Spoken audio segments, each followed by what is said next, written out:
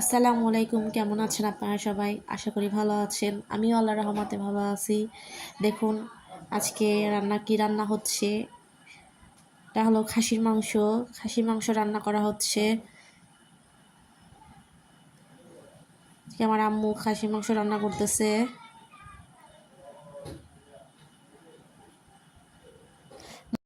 মাটির চুলার রান্না কিন্তু খেতে অসাধারণ লাগে। আম্মু এবার খোপ থেকে একটা মোরগ ধরে নিল। এটা আমার আম্মু পালে যে মোরগটা, এই মোরগটা এখন জবাই করবে। যে মোরগটা জবাই করে আম্মু চামড়া ছিলে নিচ্ছে। মোরগটা চামড়া ছিলে ভালো করে কেটে ধুয়ে নিয়েছে। এবার মশলা কষিয়ে নিচ্ছে মাংস রান্না করার জন্য।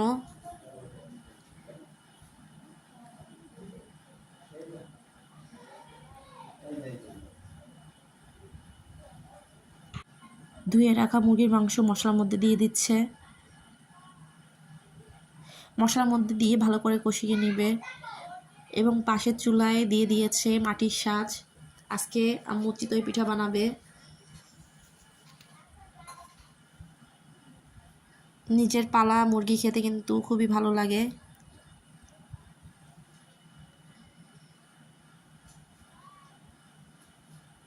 আম্মু মুরগিটাকে খুব ভালো করে কষিয়ে নিচ্ছে মশলার সাথে ভালো করে কষিয়ে নিবে। যত ভালো কষানো হয় তত খেতে ভালো লাগে।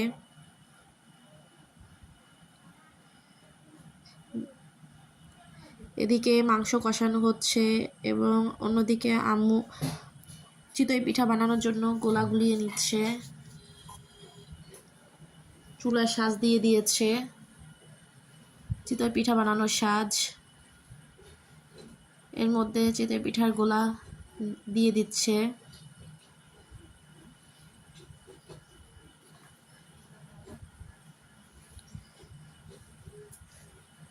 ঢাকনা দিয়ে ঢেকে দিল।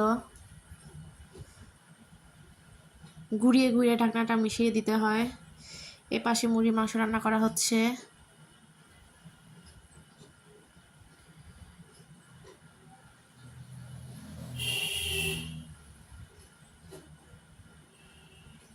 মাংসটাকে ভালো করে নেড়ে চেড়ে নিচ্ছে যাতে নিচে লেগে না যায়। এক পাশে মুরগির মাংস রান্না করা হচ্ছে এবং অন্য পাশে চিতই পিঠা বানানো হচ্ছে।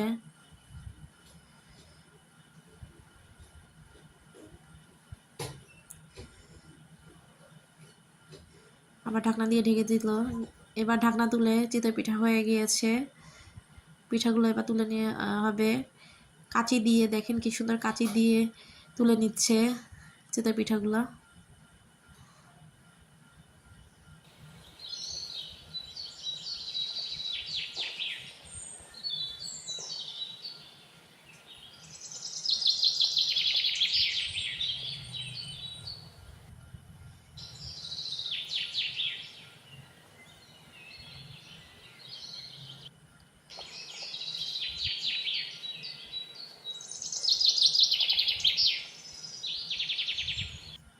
আবার দিয়ে দিচ্ছে। এভাবে করে সব পিঠাগুলো বানিয়ে নিবে।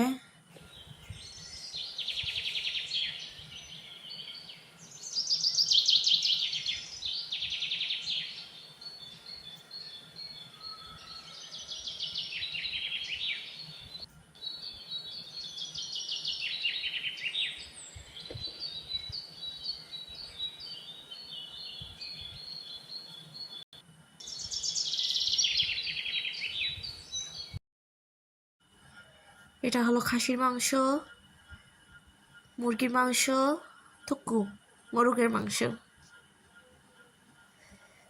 দেখছেন কতটা সুন্দর হয়েছে দেখতে, খেতেও কিন্তু অনেক মজা ছিল। এটা হলো চিতই পিঠা। আরও ছিল ডিম, মাছ, যেগুলো দেখানো হয়নি।